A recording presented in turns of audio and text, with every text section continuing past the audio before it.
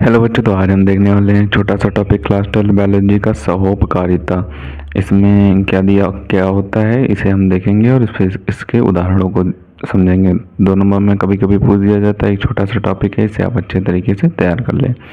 तो इसकी थ्योरी में दिया हुआ है उसे पहले देखते हैं। तो थ्योरी में दिया हुआ है कि ऐसी पारस्परिक क्रिया जिसमें भागीदार दोनों प्रजातियों को लाभ होता है, यानी कि कोई ऐसी पारस्परिक क्रिया है जिसमें दो प्रजातियां भाग ले रही हैं और दोनों को ही लाभ प्राप्त हो रहा है। इस संबंध से दोनों ही जीवों को भोजन प्राप्त करने और परवशियों से बचाव करने में मदद मिलती है। यानी कि ये जो संबंध है पारस्परिक क्रिया का दो प्रजातियों के मध्य, इसमें जीवों को भोजन प्राप्त करने, यानी कि जो दो प्रजाति हैं उनको भोजन प्राप्त करने और परभक्षियों से अपने बचाव के लिए, यानी कि परभक्षी किसे कहते हैं, जो दूसरों पर आश्रित होते हैं अपने भोजन के लिए, उन्हें परभक्षी कहते हैं। परभक्षी से अपने बचाव में मदद मिलती है। तो ये सहोपकारिता की डिफिनेशन है। इसमें जो प्रजातियां भाग लेती हैं उनमें दोनों को लाभ होता है।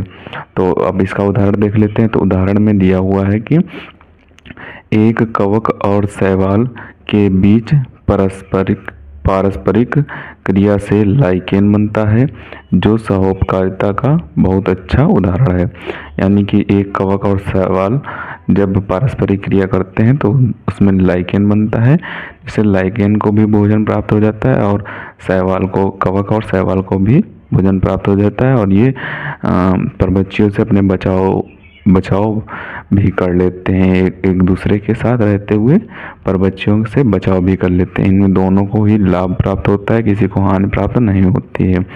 दूसरा उदाहरण क्या दिया हुआ है? दूसरा उदाहरण में दिया हुआ है कि मटर कुल के पौधों की जड़ों में पाया जाने वाला सहजीवी जीवाणु राइजोबियम लेग्यूमिनोसोरम ये मिट्टी में नाइट्रोजन स्थिरीकरण करता है और मटर की जड़ें इन्हें रहने का स्थान देते हैं। यानी कि ये जो मटर कुल के पौधे होते हैं, ये मटर कुल के पौधे होते हैं, इनकी जड़ों में एक छोटी सी गांठ बन जाती है। आप किसी भी मटर कुल के पौधे को उखाड़ कर देखना, कोई भी दाल या फिर मटर कुल का और कोई पौधा है उसे आप उखाड़ के देखना, तो उसकी जड़ में छोटी छोटी गांठें बन जाती हैं।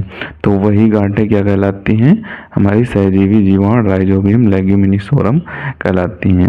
ये मिट्टी में नाइट्रोजन का स्थिरीकरण करती हैं। नाइट्रोजन का स्थिरीकरण जो करती हैं वो वायुमंडल से मिट्टी में नाइट्रोजन का स्थिरीकरण करती हैं और मटर की जड़ें इन्हें स्थान देती हैं। मटर की जड़ें इन गांठों को स्थान देती हैं।